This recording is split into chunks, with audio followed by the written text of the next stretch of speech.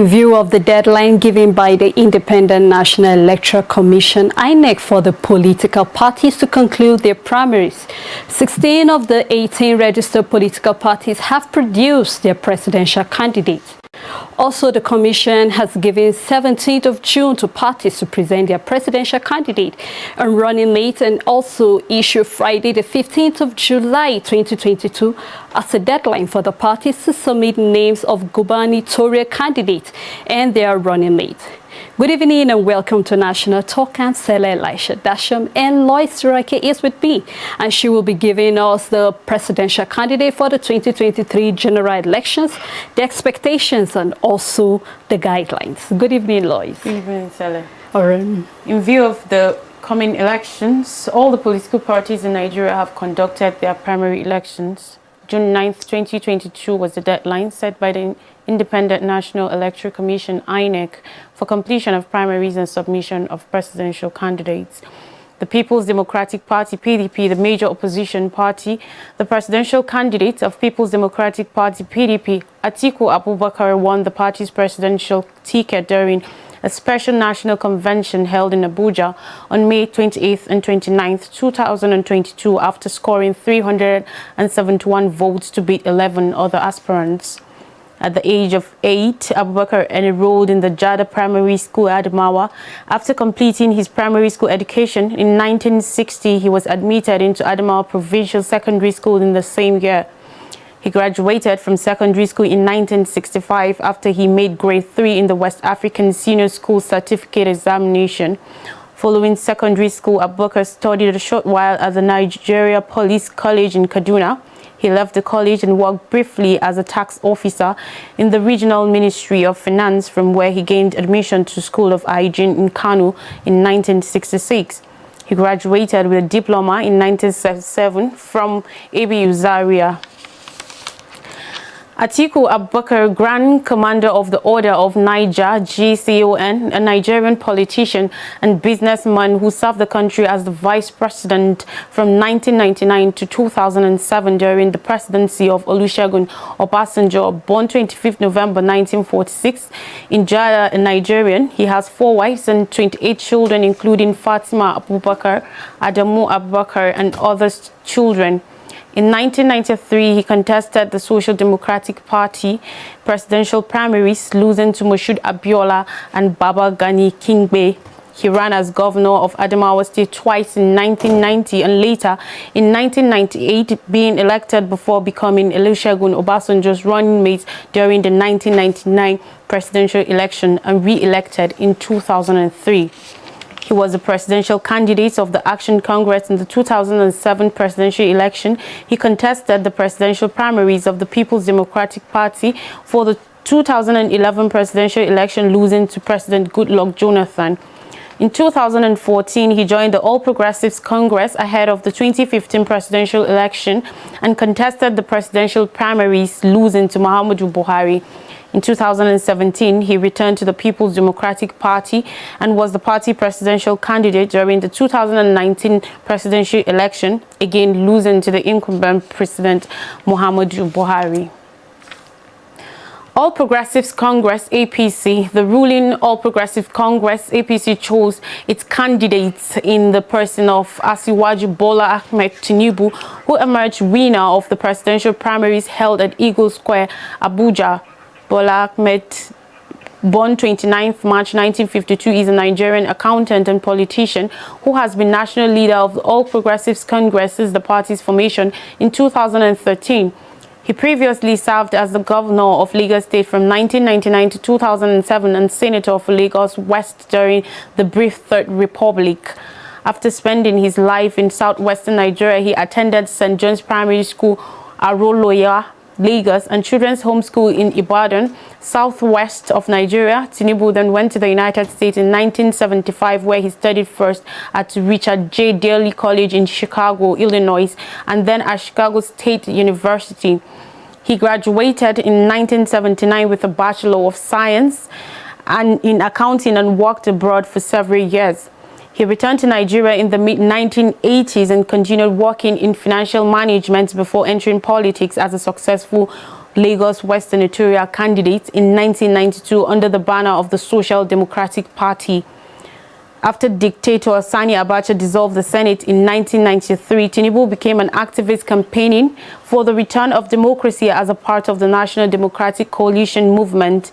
Although he was forced into exile in 1994, Tinubu returned after Abacha's 1998 death triggered the beginning of the transition to the Fourth Republic. Tinubu, who polled 1,271 votes to clinch the APC presidential sole ticket, defeated 13 other aspirants at the end of the special national convention of the party on Wednesday in Abuja. He has a wife, Oluremi Tinubu, and 4 children.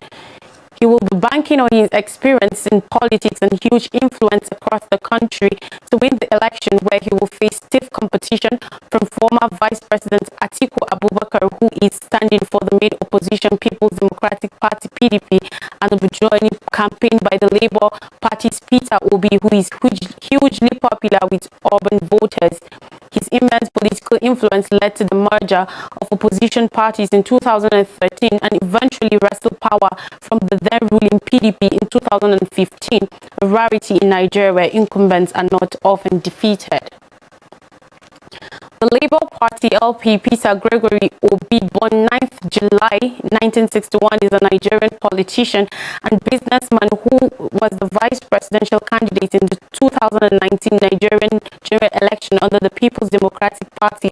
He was the former governor of Anambra State, serving from 17th March 2006 to 2nd November 2006, when he was impeached, and from 9th February 2007 to 29th May 2007 after his impeachment was overturned. Although a fresh election was held in 29th April 2007, he was reappointed governor on 14th June 2007 after a court ruling that he should be allowed to complete a 4-year term.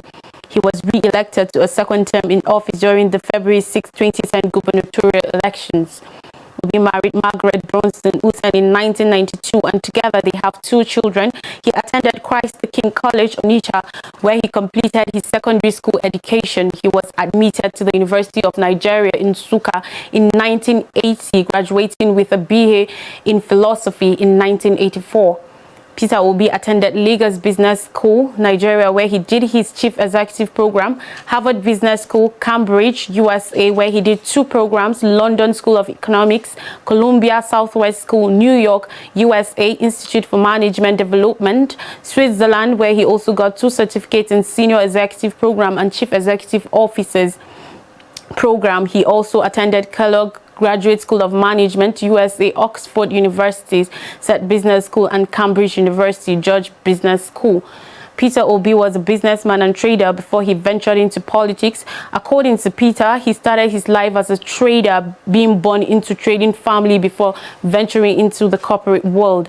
He held leadership positions in some private establishments, some of the companies he served, including Next International Nigeria Limited, chairman and director of Guardian Express.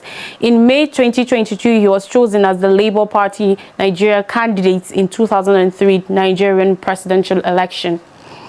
The new Nigerian People's Party NNPP, Rabiu Musa Kwankwaso, born 21st October 1956, is a Nigerian politician who was the governor of Kano State from 1999 to 2003 and 2011 to 2015. After he lost his re-election in 2003, he was appointed the first Minister of Defense of the Fourth Republic with no prior military background from 2003 to 2007 under the administration of former President Olusegun Obasanjo. He was later elected to the Senate in 2015, serving one term under the platform of the All Progressives Congress (APC) representing Kano Central Senatorial District. He is currently the national leader of the New Nigerian People's Party (NNPP). He clinched the party's presidential ticket at the primary election, which held in Abuja. Kwankwaso enjoys widespread support in Kano and northwestern Nigeria. He has been viewed as a charismatic populist. In 2011, he was re-elected governor of the state and went to join the All Progressives Congress (APC) in 2014. In 2015, Kwankwaso unsuccessfully contested the presidential primaries nomination under the opposition of All Progressives Congress, but lost to Muhammadu Buhari. In 2018, he returned to People's Democratic Party (PDP) and contested the presidential primaries, losing out to Atiku Abubakar. He attended Kwankwaso Primary School, Gwarzo Boarding Senior Primary School, Wudil Craft School, and Kano Teaching College before proceeding to Kaduna Polytechnic, where he did both his national diploma and higher national diploma. Kwankwaso was an active student leader during his school days and was an elected official of the Kano State Students Association.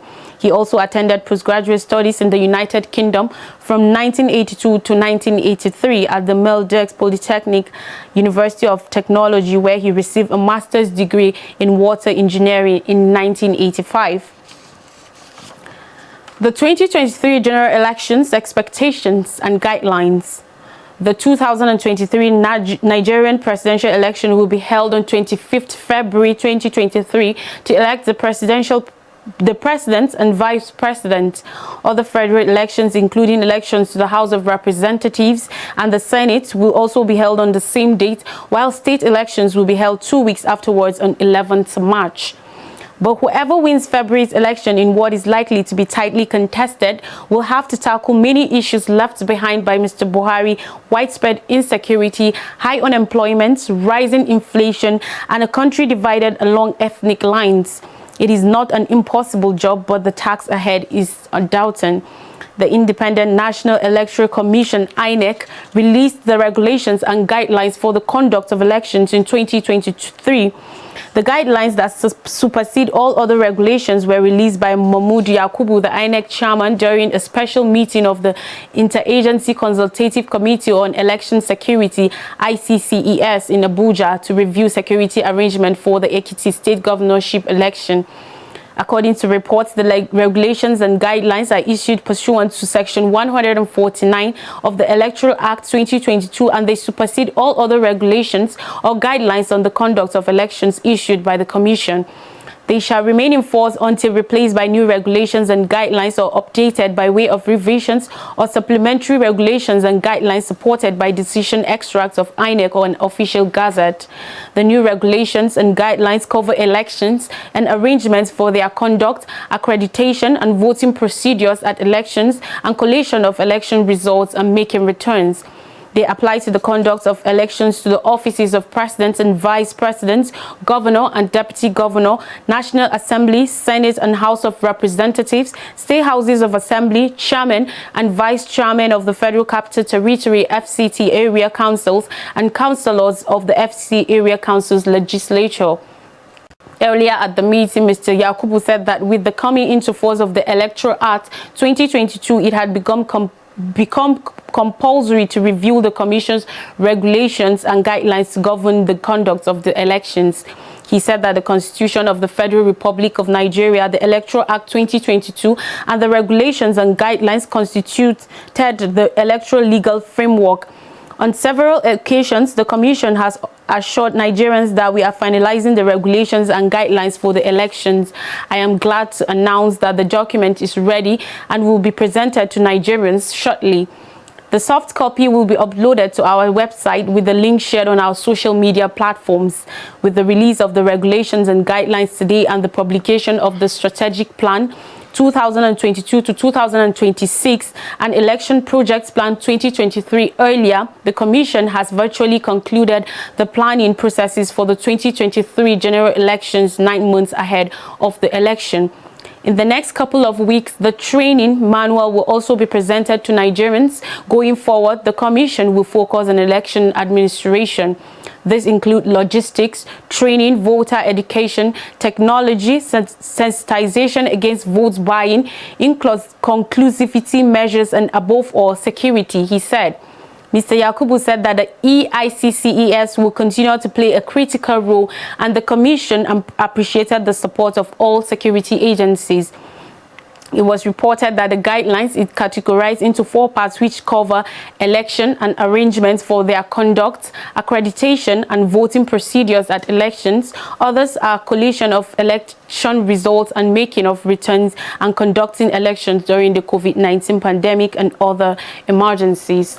The first step in saving our liberty is to realize how much we have already lost it, how we lost it, and how we will continue to lose it unless fundamental political changes occur. Votes widely.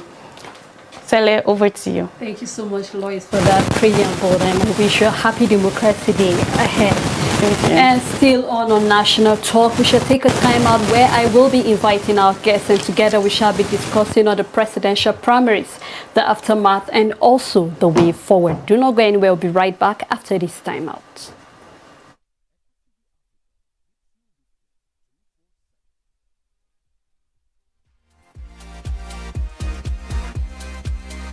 Fixes your day and makes it fulfilled with messages of hope and salvation. Sin and the devil, they always work hand in hand together. Christ too and the ministry of the Lord also will be promoted. This aspect of David's experience we read in our passage of consideration brings this situation very near to ours. He is majestic in holiness. Praise the Lord. Groundbreaking shows for every life situation. Parents don't tell lies because that's always a problem. But in the north, we have abandoned education. If you ask me to do anything for Nigeria, please equip me. It feels great being on never-ending platform. Heaven gifted songs to lift your spirit up, pull you out of worry, fear, sadness, and even depression. Keep watching ECWA TV Africa. Follow us on all our social media platforms and subscribe to our YouTube channel. Hit the notification button to keep up with our activities.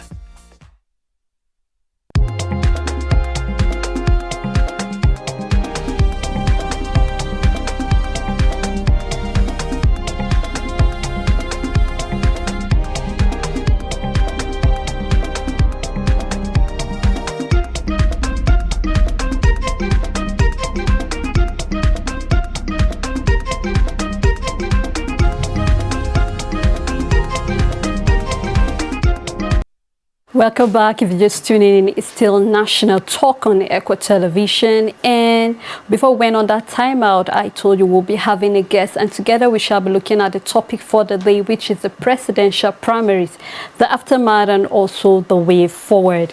And with me is a legal practitioner and the president of Godfrey Matthew. You're welcome to the show, sir. Pleasure, Siri, and good evening to our esteemed viewers. Thank you so much, Mr. Godfrey.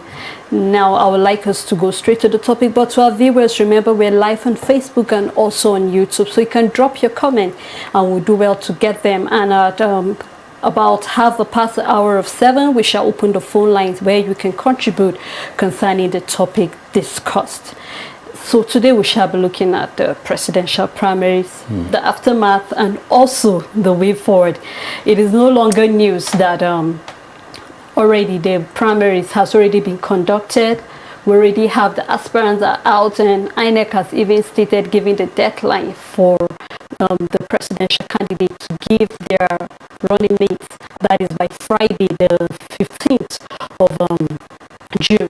Now, looking at all that went on during the presidential primary, both the APC, the PDP, the Labour Party, but I know the famous two, the main party and also the opposition party.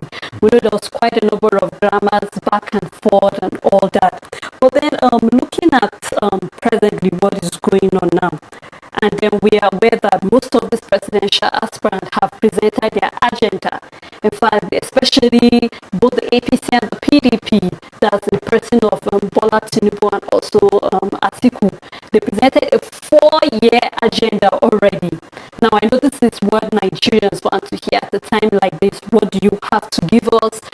How do you intend to even go about, fulfilling that agenda that you have in ground? And looking at the personalities involved, what is your take concerning all this agenda? Because I know it's easy to talk, but it's another thing to actually, carry out all this. Yes, the result of the primaries election from PDP APC can be likened to the prediction that normally goes in Champions League. Whenever you are watching, people predict who will be the winner, their favorite club, and does that. And we can see it critically that predictions on social media, quote-unquote prophecies by sympathizers of some of the aspirants are not able to yield the fruition of their expectation.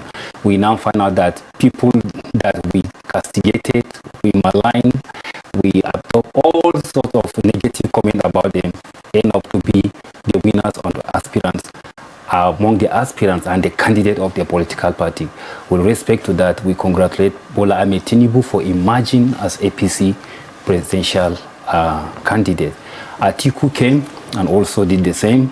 All those talk about Atiku, this and that, new force and the rest, he emerged for PDP. And we also now have Peter Obi, and also you find out that these are the 3 major political contestants that Nigerians are eyeing with respect to the presidential election. Now, certain things that we have to look about it is that, one, it has weighed the appetite of Nigerians and the expectation. Initially, before the primaries, people were afraid of consensus that was about taking place in APC. True. People are saying that consensus should be not a full democratic processes that can be influenced by parties, because the law states that consensus is an internal arrangement between the aspirant.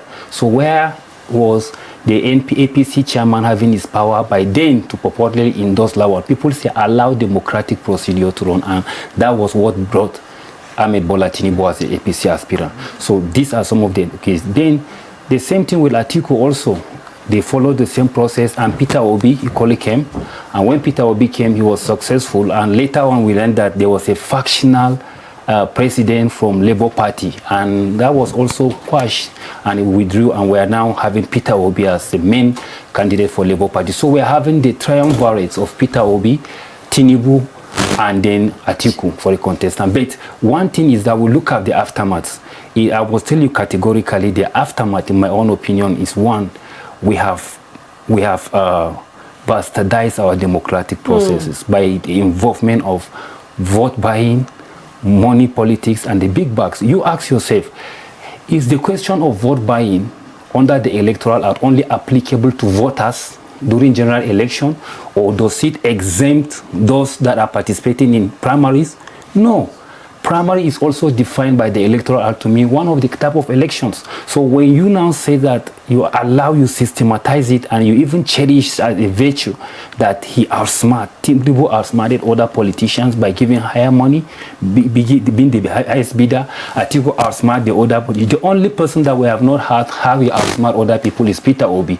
And so in an economy that is really, really suffering from economic malaise, from unemployment, from poverty, the amount of money that was spent between PDP and APC, I can tell you categorically, from buying of the presidential form to even the payment of the delegates and the settlement in the Nigerian language of delegate, is enough to address the issue of ASU strike going on. It's enough to address, to some extent, address the grievances of the labor, to address the grievances of the medical doctors in the country. So these are some of the things that it doesn't make Nigerian feel that there's a genuineness, there's a prospect of sincerity in what these people are doing. We're supposed to see a politics that ideas will prevail over deep pockets. That's what we see. People with ideas will follow their primaries. You heard what they are saying. What was Tinubu's most concern that people in Nigeria are saying? It is his turn to be a president. What are other things? You go through their manifesto, you assess them, you look at the feasibility of the implementation and the realization of that manifesto. For how long have we been having some manifestos in Nigeria? How have we been able to implement that? So these are some of the challenges that Nigeria has seen. I say no, it was a very successful democratic procedure, but at the expense of our political integrity. You know, when you're looking at the integrity of all these presidential aspirants, and we are aware of all that went through, the drama, the tension, those that stepped down for both Tinubu and also Atiku, and, you know, the tension between whether truly they will with all that Tinubu said. We saw that he actually emerged as the presidential primary. But presently now we know there's a tension going on concerning the search for who will be the running mates for this. Yes. And already here and there on social media, it's been flying also the cases of whether it will be a Muslim ticket thing. And looking at the sensitivity we're going through in the nation right now, you know that this is really, really going to be very, very dangerous if they're going to apply on. And they have just 1 week to come up with running mates before, because already the I think the platform has been open for them to start, you know, putting in who will be the running mates. I think any party that wants to bring in the issue of Muslim ticket is clearly telling Nigerians that they are still insensitive to the national problem we are having in Nigeria in terms of unity and the development of federal character principle. So I think I will give that as a benefit of doubt to whoever the proponents of that. Why am I saying this? In Plateau State, when the APC presidential governorship candidate emerged, there were rumors that was also going to be a Muslim descent, but he later came out and said that he has somebody, this is the person. And so we are now giving that based on the mandate that in every intelligence report, rumor is taken seriously. So let's give them the opportunity. But anybody that wants to project the issue of Muslim ticket, Christian ticket is anti-democratic and is not qualified to be a 21st century leader in the Nigerian political sphere. The other thing that you have to understand also is that all the three aspirants have their strengths and weaknesses. The issue now is that from the south, Tinubu may have probably the issue of his ethnic homogeneity working out for him, because his people are seeing him as one of their own. So the South may likely with him. Now the issue you have to look at there is that in Nigeria now, no particular geographical entity is devoid of people that settle in that area who are still loyal to their own original home. You have the Igbos there. Now you ask yourself, are all the Igbos going to vote for him? Now you have it also, Peter Obi is there. Now Peter Obi, he has his strength mostly from the south. And people are saying that no, this time around, based on principle of equity, let a southerner from Igbo instruction come to power, because they've never experienced that since the day of Aguiyi-Ironsi. So maybe let's give them, maybe that will change things. Now you have Atiku from the north, and what is counting against Atiku and Tinubu is one. Both of them are seen as a product of all politicians, old school politics. They are recycling them. And now I can tell you categorically, these are people that are born before Nigeria became as an entity, political entity. These are people that virtually participated, I think, from this SDP. Before SDP, there's a political party, National Front Line something. Atiku and Tinubu were a member. They joined SDP. Before the Nadeko, they were there. So they have experience politically, as you can talk about. Peter Obi was born in the heart of Nigerian civil, some few years to Nigerian civil war in 1961. So he never have the experience of early witnessing the existence of an entity before Nigeria emerged. So you can see the gap. So people are saying that also by the political analysis of Nigerian expectation, Asiwaju Bola Tinubu from the south has emerged from a region where Obasanjo was once the president since 1999. And now Atiku also emerged from a region where Yar'Adua was president, and now Buhari is the president. So people are saying, for sake of equity, let there be change. And I can tell you categorically their strengths and their weaknesses. In terms of their strength, Ahmed Bola Tinubu commands a massive support among people of the south and even in the north. One thing that we should be objective as analysis is that don't hate your opponent or because don't be a blind critic to hate your opponent because he has certain virtues you are trying to undermine him. Tinubu has built people, has empowered a lot of political structures. That was why there's no way that APC cannot do without primaries.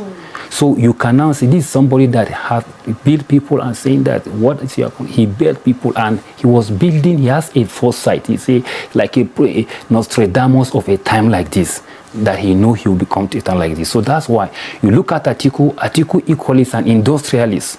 Atiku had to forfeit his career as a custom in order to pursue privatization and industrialist. So this is a person that Nigerians are saying if he comes into power, the prospect of privatization, the prospect of job creation, the prospect of empowering Nigerian will be at the same of affair because he's a past master of those virtues. So these are his strengths.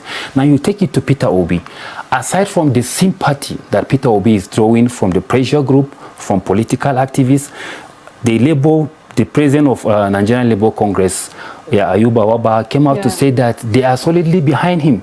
The president also, one of the activists, Aisha Yusuf, a human rights activist of Bring Back Our Girl, she said that they want to. So you can see dynamically the pressure group, the group that are associated with the masses are clearly saying that they want to identify with Peter Obi.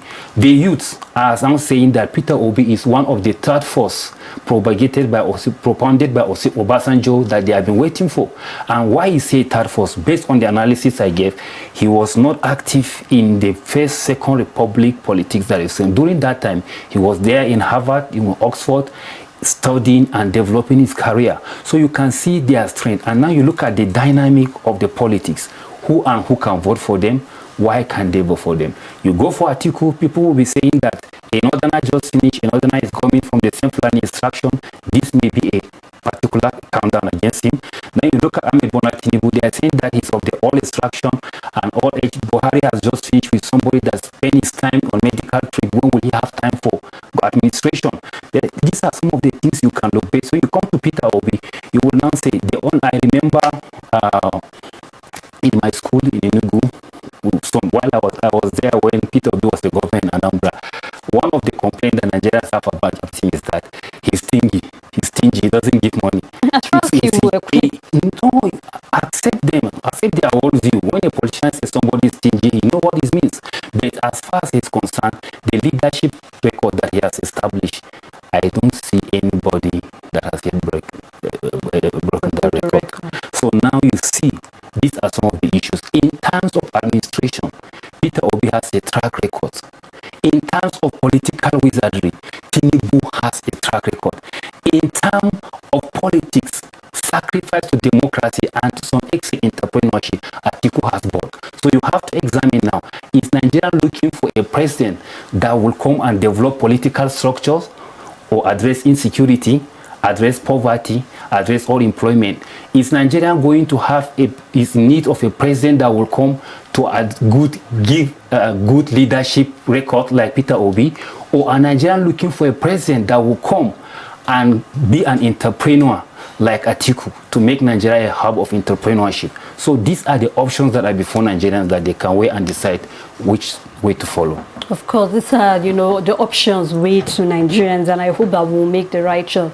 Where we'll actually go for a timer where we'll open the phone lines where you can call us and let us know what your views are, your contribution concerning all these presidential aspirants and the way forward. Do not go anywhere, we'll be right back.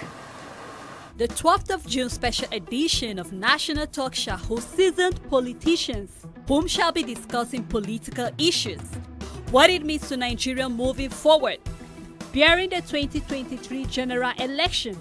Join the discussion on the 12th of June with an open phone line for your contributions.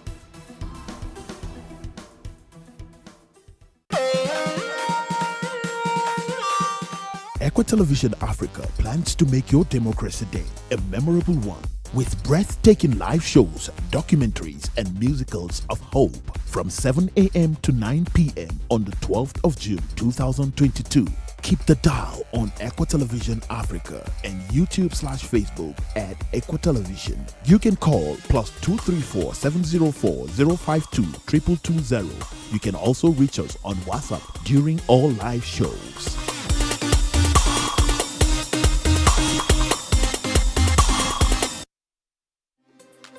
As a country, we have been hit with so many setbacks, ranging from insecurity, weak economy, poor governance, and many more, even to a point of almost shutting down the media, which is a powerful tool in disseminating information. It has been the summation of headlines on our national dailies over the years. Will it be on June 12th, even as we celebrate Democracy Day? In Saleh and Tosin on the special edition of the dailies on the 12th of June. Your contributions are welcome as audience engagement is highly considered on the show at ECWA Television on Facebook and YouTube.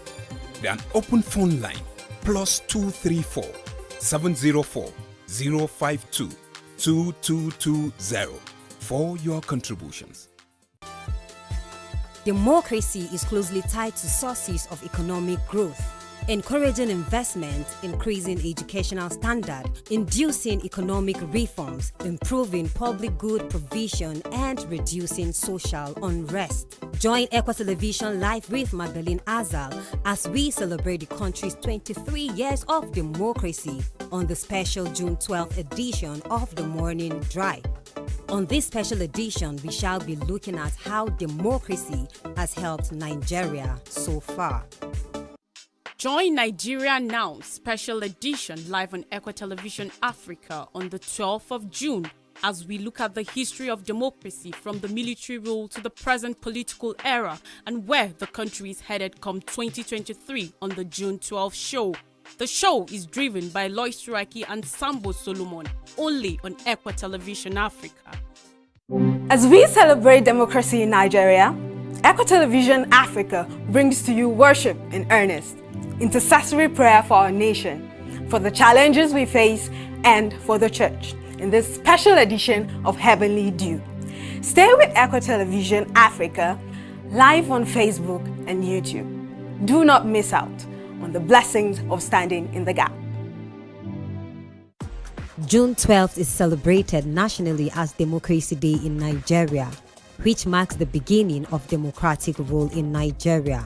How far have we come with that as a country? Join us on the June 12th special edition of today's live as we rate the progress of Nigeria from the inception of democracy till date.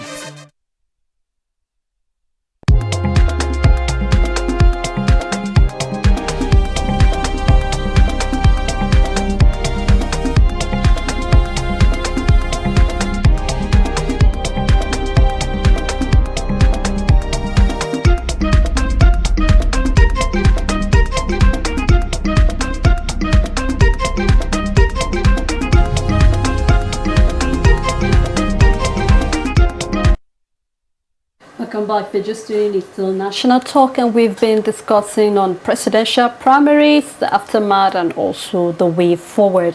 And I'm Sarah Elisha, and I still have with me the legal practitioner Godfrey Matthew. Thank you so much, sir, for being here. My pleasure. And at this moment, our phone lines are open, so we'd like you to call us and let us know what your views, your contribution concerning the topic we are discussing, which is the presidential primaries. Now, before we went on the break, you were talking about the strength and the weaknesses of these three, will I call them the power giants right now, because even in as much as people tend to feel like there are only 2 or 3 parties, but we have over 18 political parties, even though 16 presently are registered. So it's important that our viewers know that there are still other parties and there are still other aspirants apart from these 3, you know, even though they look like they are the giants presently. Yes, you see, there's one peculiarity that comes with Nigerian political dispensation. From the various parties, I know Omoyele Sowore is with the Action African Alliance party, PRP, the son of Abiola, and other political parties. AA has produced Al-Mustafa, and also we have Konkoso in NNPP. You see, one important thing that we should cast our mind back was there is an opportunity to Nigerians to know that there are other people, even though they are not in the major political perception as power holders or politicians. They have the ideas, they have the prospect. You remember what happened in the presidential debate in the 2019. Nobody ever expected Fela Durotoye, Kingsley Moghalu, you know, and the other, that lady. And they came out, and Nigerians know that, yes, we are blessed with people. I will never forget the exceptional contribution of Atiku in that debate when Kadaria was trying to, you know, show solo sightings, even though our President Buhari was absent in that debate. So you now see these are the issues we are talking. It brings our people to know that this Peter Obi was exceptional. That was what brought him to that limelight. So with this year, we shall be seeing also, if there is a presidential debate, since Buhari is not around, maybe Tinubu will honor Peter Obi, Atiku, all the positions, they have an idea to produce. So that's one of the beauty and the glamour of democracy. It provides a platform for the other political parties now to fill their candidates so that there will be openness. And I think we should start looking at it to such level that I think we have recorded some significant progress, that out of the 18, 16 were able to register and fill a presidential candidate. So they too also should try to up their game so that our democracy will improve compared to the previous one, where we have virtually most of them, they don't fill candidates for presidential, and that affects to a certain extent the representation of the parties at general election in terms of presidency. Well, you know, presently right now, just like we said, there are two power horses, which is the APC and the PDP, even though we're having the Labour and NNPP coming up. Yes. But I think this, will I say, minor, permit me to use that word, parties stand at an advantage to win this election. Yes, you know, because some of them, you know, in Nigerian factor, some people will say that this has been our son, and there's no way we can leave him. We will support him. So you can see people supporting him. But I can humbly predict that amidst them, other than Peter Obi, Atiku, Tinubu, let me just make a rough estimate that it will be difficult for any voting from that person to get more than, let's say, 2 million votes. Just a guess on my own. Like now, you see that the majority of the contest will be beyond these people, because these people, one, like I said earlier, had been at the forefront. You can give it to them. Tinubu sacrificed for the democracy of Nigeria. They were those that fought the military in Nadeko, sneaking out of Nigeria, holding meaning, going to Pigo. Atiku was a forefront politician. He came third during just primaries in SDP days to Abiola, and Abiola and Kingibe after them. So you find out these are people that Peter Obi is an administrator.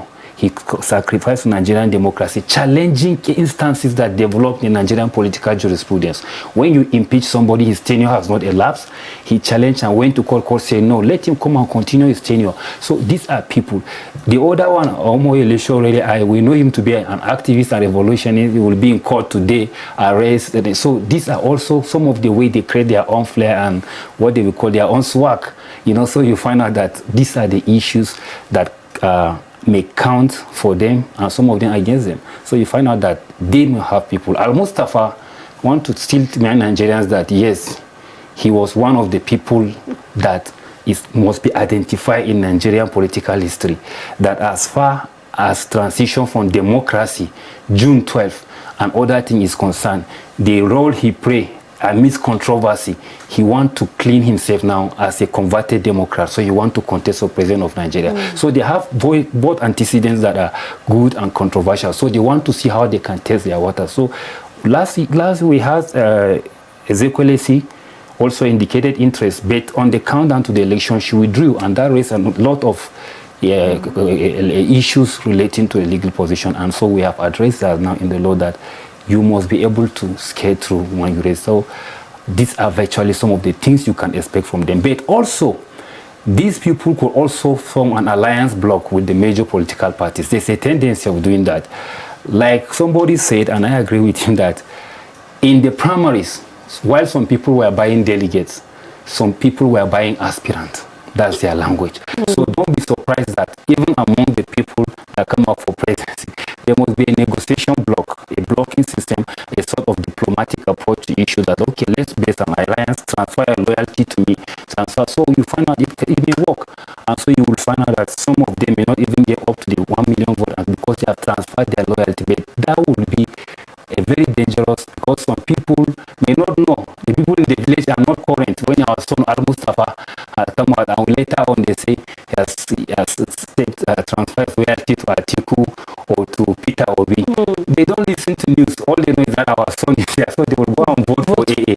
So you don't see there are a lot of complications that is usually associated with that approach. But you know, with this complication, when you look at especially the South, there have been an agitation concerning the earlier you spoke about power rotation. Yes. Every zone needs to be represented equally. I know the South are really bitter, because I remember they say they are not going to receive the slot of the VP, if not the president, nothing else.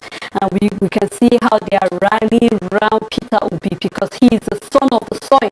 Now, do you think in issues like this, the South will actually sit back because the Southeast will actually,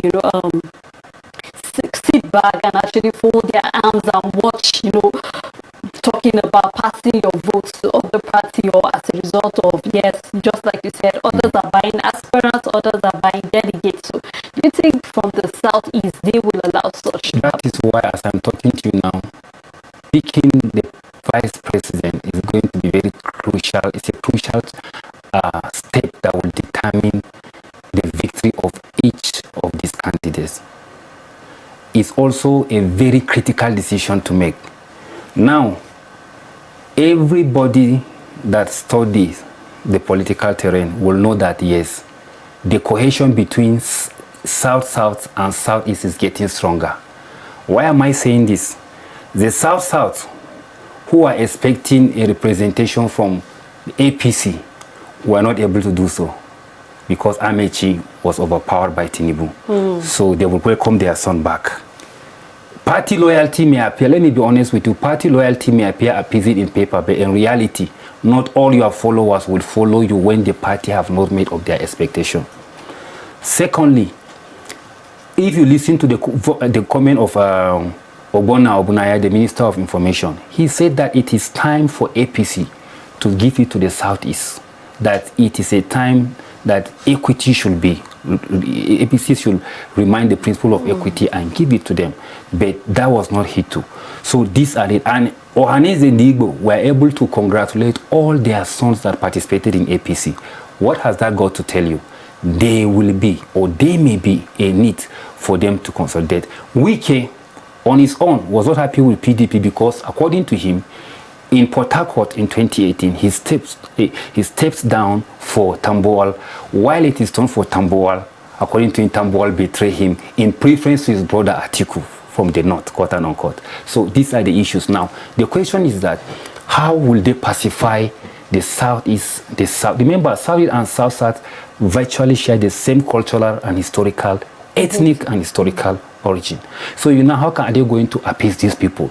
Now, strategically, for the APC on the side of Tinubu, how is he go and where is he going to choose his deputy? Some people have projected that APC are presented with Shetima, with Professor Zulum from Maiduguri. They mentioned El Rufai, they mentioned others, they mentioned Dogara, they mentioned Boss Mustafa, they couldn't mention our Simon Bakola along here.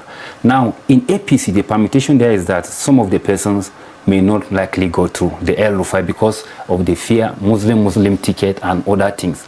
Now, people are considering the option of Boss, Dogara, and also Lalong. So these people that you are seeing now, you also have to look at how have they influenced their regional blocks. It's not about your state.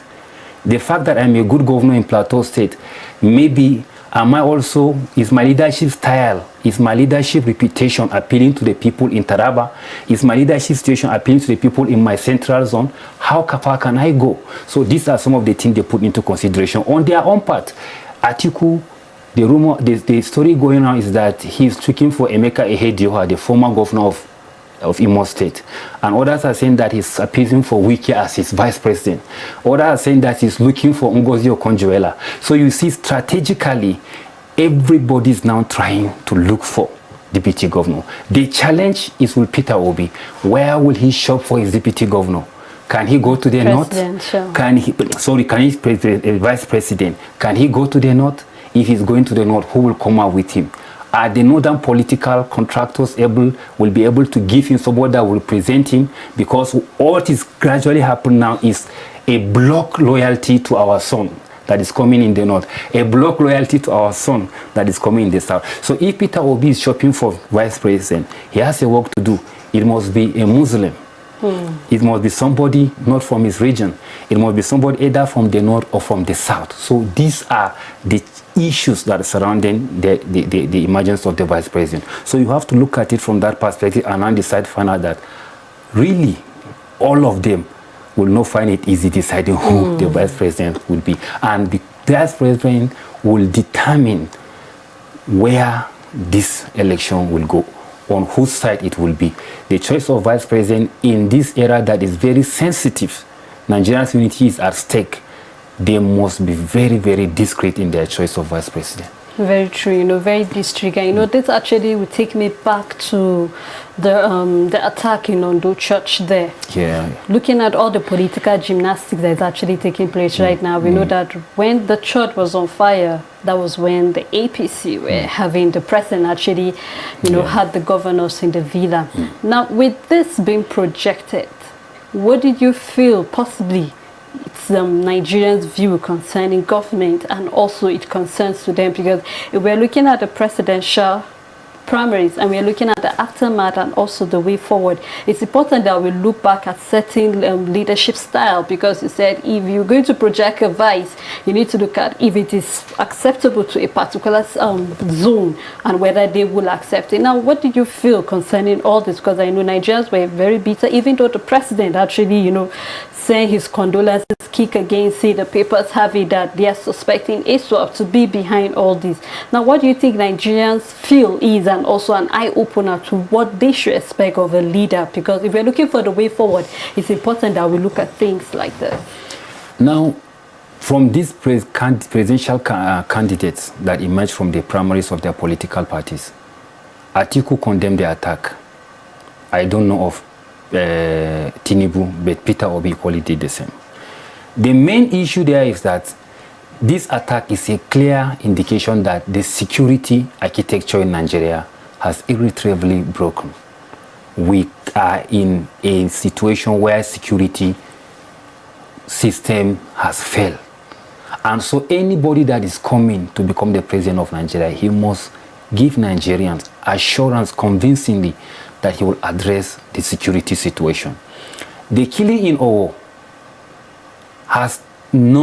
this is not the first time people have been killed in church. This is not the first time people have been killed in mosques. This is not the first time people have been killed everywhere. All we hear is that recently, as we are talking, there is a report in Kaduna that a helicopter is flying over and shelling churches, shelling houses. The federal state government is quickly reported that it was an operation rescuing people.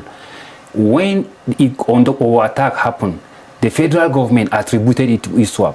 But the people who were the participant or partisan or observer of that incident clearly said that they identified them as headmen. They mentioned names.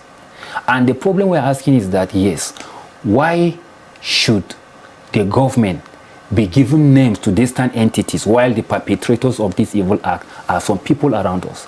If you know now, arrest them. There's a video going on virally on social media about the resident of Olowo of Owo. People are saying that they've apprehended these people, they are taking them to Akure. One thing with Southerners, Westerners and Southerners, they are a form of this mob justice. They are saying that they should give it to them, but I think we must salute the police and the other security forces for the ability to evacuate those people suspected from that and taking them to the law enforcement agencies. So these are the dynamics. The security situation is woeful. And I'm telling you, all the aspirants, I have not heard anybody talking about his modus operandi of addressing the security. Because we are so poor, because we are so unemployed, so that has always been majorly the issue of addressing their manifesto. So while I may respect perhaps in their wisdom that maybe security matter could be something that you reserve in your strategy when you come into power. But deep within their heart, they should know that Nigerians' poverty or unemployment is also attributed to the insecurity that is going on in this country. As I'm talking to you now, food prices are skyrocketing. Very true. Not because of anything. Virtually about 20% of every state farmland has the problem of insecurity affecting agricultural yields. The Fulani herdsmen are there. In Plateau, you have them in Kaduna. The issues between them technically refers to as farmers herdsmen clashes, where somebody last year on the Plateau, we almost cried for the incident that happened in Rukuba Barracks, whereby maize that are almost approaching the patrician stage, where somebody came and just slagged them. This has a negative impact on the food production in the country. So you will systematically look at how to address those things in order to improve the food increase, in order to improve employment rate, in order to drive poverty. So these are some of the things that our leaders should look at in terms of security. Very true. I think I have a comment on Facebook. I would like to take that. This is coming from Shina Johanna. He said, "Good evening, guys. I'm watching you live. May God bless you for your political analysis." Thank you so much, Johanna, for that comment and looking at the way forward. Actually, it's important that we look at things like this, because we cannot talk about the way forward in the 2023 election without looking at these aspirants and what they actually have on ground for Nigerians. And just like you rightly state, it's for us to actually weigh them and see what do they have to bring to the table? What can they do to provide solutions to insecurity, education, and every other thing? So thank you so much, Barrister, for doing this alongside me. And thank you so much, our viewers, for keeping a date with us on National Talk. It has been the presidential primaries, the aftermath, and also the way forward. And I would like to really tell you to keep your fingers crossed, because we have special edition come June 12th concerning all of our live shows. So I would like you to keep your fingers crossed. Be glued to this channel while we bring to you issues that affect you directly. Until we come your way again, do have a blessed weekend and happy Democracy Day in advance.